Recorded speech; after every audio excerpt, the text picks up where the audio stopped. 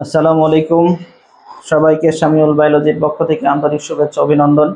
আশা করি সবাই ভালো আছো, আমিও ভালো আছি। যারা এসএসসি 2025 পরীক্ষা দিয়েছো সবার জন্য আন্তরিক শুভেচ্ছা এবং অভিনন্দন। সবাই অধীর আগ্রহে রেজাল্টের জন্য অপেক্ষা করছো। আশা করি সবার রেজাল্ট ভালো হবে ইনশাআল্লাহ।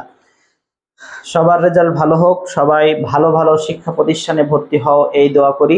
এবং শামিউল বায়োলজির পক্ষ থেকে সবার জন্য বিশেষ অফার, যারা ঈদের পূর্বে ভর্তি হবে তারা 2000 টাকা ছাড় পাবে এবং ঈদের পরেও যারা ভর্তি হবে তারা আকর্ষণীয় গিফট হ্যাম্পার পাবে। এবং আমাদের প্রথম ক্লাসের দ্বিতীয় দিন যে কুইজ প্রতিযোগিতা হবে সেই কুইজ প্রতিযোগিতার মাধ্যমে আমরা অনেক আকর্ষণীয় একটি পুরস্কার দিব, এটি আজকে ঘোষণা দিয়ে রাখলাম।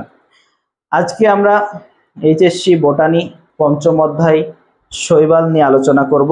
শৈবাল ও ছত্রাক এরা দুইজনের যে মিথজীবিতা অর্থাৎ লাইকেন অবস্থা প্রাপ্ত হয়, এই মিথজীবিতাটাকে আমরা লাইকেন বলে থাকি। এবং থ্যালোফাইটা শ্রেণীতে আমরা শৈবাল এবং ছত্রাককে পেয়ে থাকি।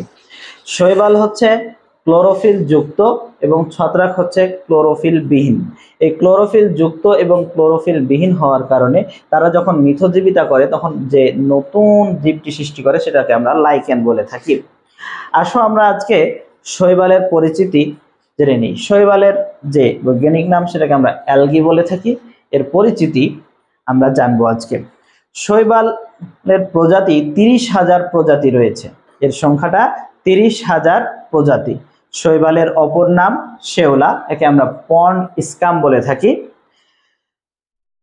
ফাইটোপ্লাঙ্কটন বা ভাসমান শৈবাল, অর্থাৎ আমরা পুকুর অথবা যখন নদীতে আমরা যে সকল নদীগুলোতে প্রবাহমান বন্ধ হয়ে গেছে আমরা সেই সকল নদীগুলোতে দেখে থাকি যে শ্যাওলা ভেসে থাকে, যে সবুজ শ্যাওলাগুলো ভেসে থাকে সেগুলোকে ভাসমান সবুজ শ্যাওলা অথবা ফাইটোপ্লাঙ্কটন বলা হয়।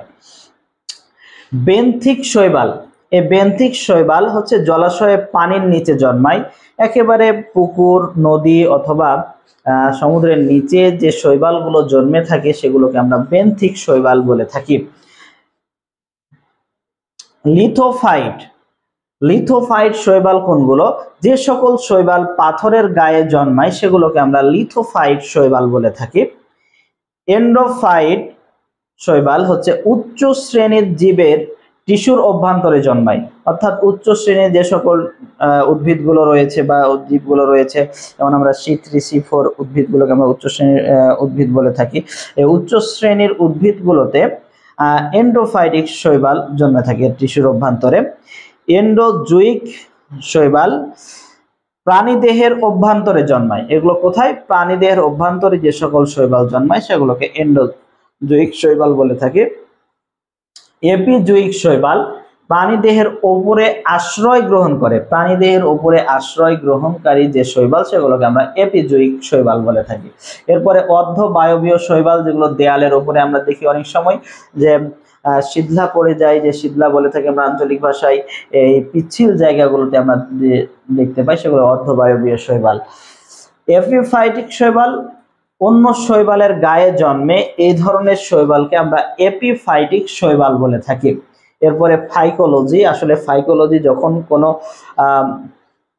স্টুডেন্ট নির্দিষ্ট শৈবালের ওপর স্পেশালিস্ট ডিগ্রি অর্জন করে, ফাইকোলজি বিদ্যা নিয়ে অধ্যয়ন করে, সেটাকে আমরা বলে থাকি ফাইকোলজি বা শৈবাল বিষয়ে অধ্যয়ন।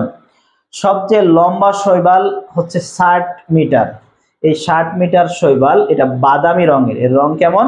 বাদামি রং। এটা জটিল দেহের শৈবাল, এই শৈবালটা অনেক জটিল দেহের একটি শৈবাল, অনেক লম্বা শৈবাল। এটার যে বৈজ্ঞানিক নাম রয়েছে সেটা হচ্ছে ম্যাক্রোসাইটিস পরিফেরা, ম্যাক্রোসাইটিস পরিফেরা। এবং সবচেয়ে ক্ষুদ্রতম যে শৈবাল রয়েছে এটার যে দৈর্ঘ্য এটা হচ্ছে 0.5 মাইক্রন। এই শৈবালটা নিশ্চল এবং আদিকোষী, এই শৈবালটা নিশ্চল এবং আদিকোষী এবং এককোষী।